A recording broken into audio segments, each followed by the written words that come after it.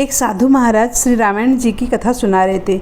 लोग आते और आनंद विभोर होकर कथा सुनते। साधु महाराज का नियम था, रोज़ कथा शुरू करने से पहले आइए हनुमान जी विराजिए कहकर हनुमान जी का आह्वान करते थे। फिर 1 घंटा प्रवचन करते थे। एक वकील साहब हर रोज़ कथा सुनने आते। वकील साहब के भक्तिभाव पर एक दिन तर्कशीलता हावी हो गई। उन्हें लगा कि महाराज रोज़ आइए हनुमान जी विराजिए कहते हैं, तो क्या हनुमान जी सचमुच आते हैं? अतः वकील साहब ने महात्मा जी से पूछ ही डाला, महाराज जी, आप रामायण की कथा बहुत अच्छी कहते हैं, हमें बड़ा रस आता है, परंतु आप जो प्रतिदिन गद्दी हनुमान जी को देते हैं और उस पर हनुमान जी क्या सचमुच विराजते हैं? साधु महाराज ने कहा, हाँ, यह मेरा व्यक्तिगत विश्वास है कि राम कथा हो रही है तो हनुमान जी अवश्य पधारते हैं। वकील ने कहा, महाराज, ऐसे तो बात नहीं बनेगी। हनुमान जी यहाँ आते हैं तो इसका कोई सबूत दीजिए। सब आपको साबित करके दिखाना चाहिए कि हनुमान जी आपकी कथा सुनने आते हैं। महाराज जी ने बहुत समझाया कि भैया, आस्था को भी कोई सबूत की कसौटी पर नहीं कसना चाहिए। यह तो भक्त और भगवान के बीच का प्रेम रस है, व्यक्तिगत श्रद्धा का विषय है। आप कहो तो मैं प्रवचन करना बंद कर दूं या आप कथा में आना छोड़ दें। लेकिन वकील नहीं माना, कहता है ही रहा कि आप कई दिनों से दावा करते आ रहे हैं यह बात, और स्थानों पर भी कहते होंगे। इसलिए महाराज, आपको तो साबित करना ही होगा कि हनुमान जी कथा सुनने आते हैं। इस तरह दोनों के बीच वाद विवाद होता रहा। मौखिक संघर्ष बढ़ता चला गया। हार कर साधु महाराज ने कहा, हनुमान जी हैं या नहीं उसका सबूत कल दिलाऊंगा। कल कथा शुरू हो तब प्रयोग करूंगा।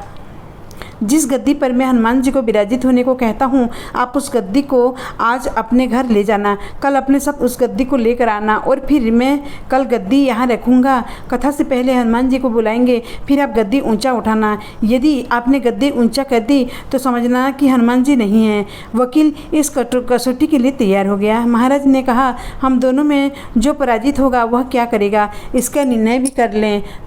यह तो सत्य ही की परीक्षा है। वकील ने कहा, मैं गद्दी ऊंची न कर सका तो वकालत छोड़कर आपसे दीक्षा ले लूँगा। आप पराजित हो गए तो क्या करेंगे? साधु ने कहा, मैं कथा वाचन छोड़कर आपके ऑफिस का चपरासी बन जाऊँगा। अगले दिन कथा पंडाल में भारी भीड़ हुई। जो लोग रोजाना कथा सुनने नहीं आते थे वे भी भक्ति, प्रेम और विश्वास की परीक्षा दिखने आए।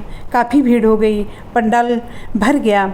श्रद्धा और विश्वास का प्रश्न जो था, साधु महाराज और वकील साहब का कथा पंडाल में पधारे। गद्दी रखी गई। महात्मा जी ने सरल सजल नेत्रों से मंगलाचरण किया और फिर बोले, आइए हनुमान जी विराजिए। ऐसा बोलते ही साधु महाराज जी के नेत्र जल से भर गए। उन्होंने मन ही मन बोले, प्रभु, आज मेरा प्रश्न नहीं बल्कि रघुकुल रीति की परंपरा का सवाल है। मैं तो एक साधारण जन हूँ, मेरी भक्ति और आस्था की लाज रखना।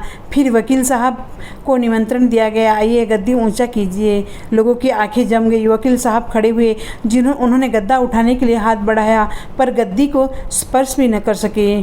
जो भी कारण रहा, उन्होंने 3 बार हाथ बढ़ाया किंतु तीनों बार असफल रहे। महात्मा जी देख रहे थे। गद्दी को पकड़ना तो दूर, वकील साहब गद्दी को छू भी न सके। तीनों बार वकील साहब पसीने से तरबतर हो गए। वकील साहब साधु महाराज के चरणों में गिर पड़े और बोले, महाराज, गद्दी उठाना तो दूर, मुझे तो नहीं मालूम है कि क्यों मेरा हाथ भी गद्दी तक नहीं पहुंच पा रहा है, अतः मैं अपनी हार स्वीकार करता हूँ। कहते हैं कि श्रद्धा और भक्ति के साथ की गई आराधना में बहुत शक्ति होती है। मानो तो देव हैं, नहीं तो पत्थर। प्रभु की मूर्ति तो पाषाण की ही होती है, लेकिन भक्ति के भाव से उसमें प्राण प्रतिष्ठा होती है तो प्रभु जरूर विराजते हैं। जय श्री राम।